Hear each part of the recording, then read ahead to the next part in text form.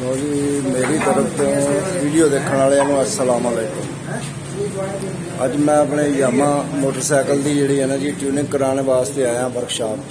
अज एक वर्कशॉप नवी है ये आया। पहले तो मैं जी जो करांदा सी वो होर सी वर्कशॉप कंपनी की, लेकिन ये भी कंपनी की है जी।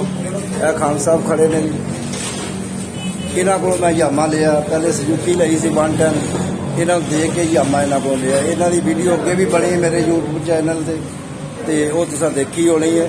तो अज फिर अचानक मुलाकात हो गई इस वर्कशॉप है जी। बिल्कुल बड़ा अच्छा फैसला थोड़ी अपनी वर्कशॉप जी है ने जी। वर्कशॉप के ओनर जोड़े ने इन्हों को अभी अज पहली दफा आए हैं ट्यूनिंग कराने वास्ते यामा की। देखो कैसी ट्यूनिंग करते हैं, अज पहली दफा करवाने लगे हैं। क्यों जी खान साहब? हमेशा बड़ा ये अच्छा अदारा है। उन्हें ऑथराइज डीलर भी बनते पे यामाहा दे। अच्छा ने एंटीना शॉप सी इन्हों को नाल हुण डीलरशिप भी इन्होंने मिल गई है। अच्छा जो उस्ताद अनवर दी बड़ियां खिदमात हैं यामाहा दे। तकरीबन जो 2 स्टॉक जो यामा होंदा सी उदों दी इन्हां दी बहुत खिदमात हैं। उन्होंने खिदमात को मद्देनजर रख के यामाहा कंपनी ने इन्होंने इस काबिल समझा कि इन्होंने ऑथराइज डीलर बनाया जाए। ठीक है, उस तो बाद इतों तुहानूं फ्री सर्विस मिलेगी, अपना पार्ट्स मिलणगे। एड्रैस जगह एड्रैस है ये सरगोदा मेला मंडी रोड एक्साइज दफ्तर बिल मुकाबल एक्साइज दफ्तर। ये वर्कशॉप जी बनती है जी इस मेला मंडी रोड पे है जी। सरगोदा मोटर्स के नाम पे डीलर बन रहे हैं। ये सरगोदा मोटर्स के बाख्तियार डीलर बन रहे हैं। लो जी हम थानू बाहरों भी थोड़ा जिहा इन्हां दा दिखा दिंदे आ। सारा वीडियो साडी जिहड़ी है ना जी अज जिहड़ी है वर्कशॉप की बन रही है, क्योंकि मैं अज पहली दफा इन्हां कोल आया इत्थे अपने यामा की जिहड़ी है ना जी ट्यूनिंग कराने वास्ते इत्थे आए हैं। ट्यूनिंग हो रही साडी यामा की। मेरा यामा खड़ा जी। हाँ जी ट्यूनिंग हो रही है जी। गल करो। हाँ जी भाई जी ट्यूनिंग कर रहे हैं सही। वो खराबी हो तो दसनी है। हाँ जी की ना की तरह इन्हों को पहली दफा आया जी मैं।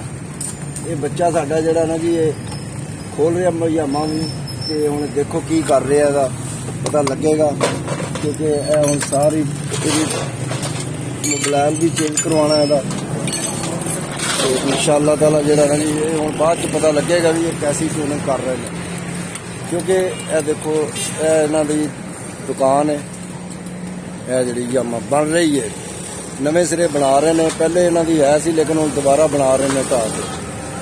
ये मेला मंडी सरगोदा रोड है। मेला मंडी रोड सरगोदा मेला मंडी रोड है। पूरा शहर अदालत आ गई। साडा एक्साइज वाले का दफ्तर जितों नंबर लगते सन पहले। इधर दुकाना ने साइड से सारिया दुकाना ने मोटरसाइकिलों दियां गड्डियां दियां ट्रैफिक चल रही है शहर की। ये मेला मंडी रोड हाँ जी।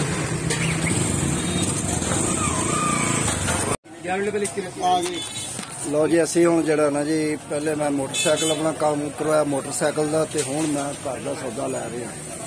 ये मियाँ करियाना स्टोर है, ब्लॉक नंबर चौक सब्जी मंडी पुरानी सब्जी मंडी। असी करियाना अपना सौदा लिया घर का। बोलो जी सौदा आ गया जी। जंबू जी सौदा लिया सी पहले परसों लै गए सी सौदा। थोड़ा लाल मिर्चा पाइया देखो धनिया आदपा जी हल्दी आदपा ठीक है जी केचप आधा किलो जी आ गया आधा किलो। इन्हां दी जिहड़ी सर्विस बड़ी फास्ट है, बड़ी जल्दी कर रहे हैं सारा। मियां साहब लिख के जल्दी कर रहे हैं सौदा।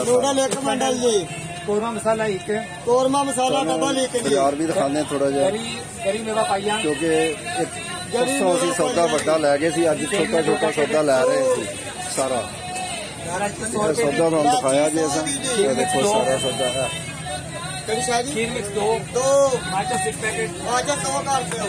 मुलाजम खड़े ने दुकान सारे मुलाजम ਹਾਂਜੀ 3-4 ਮੁਲਾਜ਼ਮ ਨੇ ਇੱਥੇ, ਲੇਕਿਨ ਦੁਕਾਨ ਮਾਸ਼ਾਅੱਲਾ ਬੜੀ ਚੱਲਦੀ ਹੈ। ਅਸੀਂ ਆਏ ਆ ਮਹੀਨੇ ਦੀ ਆਖਰੀ ਡੇਟਾਂ 3-4 ਤਾਰੀਖ ਨੂੰ ਜਿਹੜੀ ਹੈ ਦੁਕਾਨ ਤੇ ਜਿਹੜਾ ਨਾ ਜੀ ਰਸ਼ ਹੁੰਦਾ, ਤੇ ਇਸ ਵਾਸਤੇ ਅਸੀਂ ਪਹਿਲੇ ਲੈ ਕੇ ਚੱਲੇ, ਕਿਉਂਕਿ ਫਿਰ ਬਾਰੀ ਬੜੀ ਔਖੀ ਆਉਂਦੀ ਹੈ। ਸੌਦਾ ਸਾਡਾ ਥੋੜਾ ਹੀ, ਅਸੀਂ ਪਰਸੋਂ ਲੈ ਗਏ ਸੀ ਵੱਡਾ।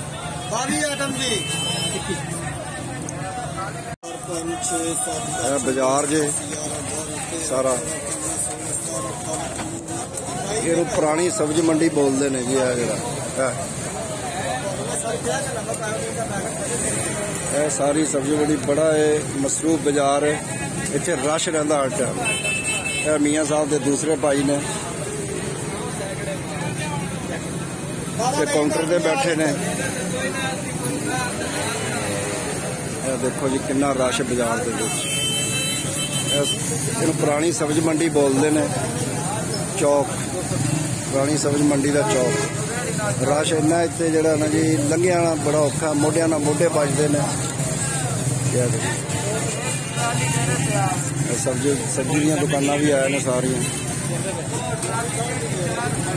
ਲੋ ਜੀ ਇੱਥੇ ਹੁਣ ਅਸੀਂ ਆਪਣੀ ਵੀਡੀਓ ਖਤਮ ਕਰਦੇ ਹਾਂ। ਇਹਨੂੰ ਲਾਈਕ ਕਰੋ, ਸਬਸਕ੍ਰਾਈਬ ਕਰੋ, ਤੇ ਕੁਝ ਅੱਛੀ ਗੱਲ ਲੱਗੇ ਤੇ ਜ਼ਰੂਰ ਕਮੈਂਟਸ ਕਰਨਾ ਕਿ ਵੀਡੀਓ ਕੈਸੀ ਹੈ, ਇਹਦੇ ਕੀ ਖਾਮੀਆਂ ਨੇ, ਕਿੱਥੋਂ ਇਹਦੀ ਜਿਹੜਾ ਸਹੀ ਜਿਹੜੀ ਇਹਦੀ ਟਿਊਨਿੰਗ ਹੋ ਸਕਦੀ, ਇਹ ਵੀ ਦੱਸਿਓ ਕਮੈਂਟਸ 'ਚ।